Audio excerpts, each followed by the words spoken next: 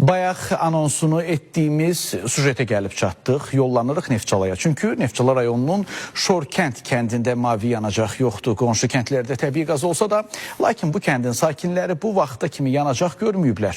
Sakinlər qışın soyuğunda evlərini isitmək üçün müxtəlif vasitələrdən istifadə edirlər. Daha ətraflı sujetdə.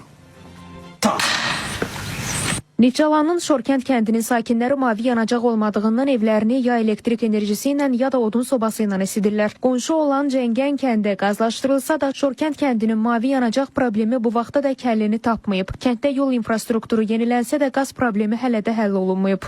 Odun əllərim gedib qoca kişiyəm. Odun apıl çatdıra bilmirik, odun tapa bilmirik. Ərazilərdə yoxdur, kəsmək olmaz. Hər yerə yazılı müraciət olunub. İhtimal olaraq çoxsuna cavab gəlmir.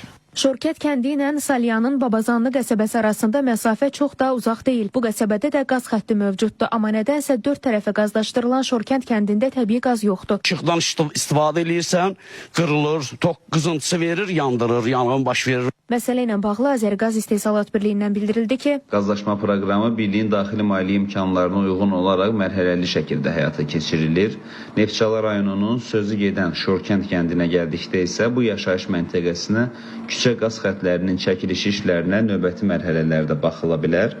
Məlumat üçün bildirək ki, Neftçala rayonu üzrə qazlaşma səviyyəsi 92,1% təşkil edir. Yaqub Mehdioğlu, Vüqar Qaliboğlu, Fidan Səfər, Spayız xəbər, Neftçala.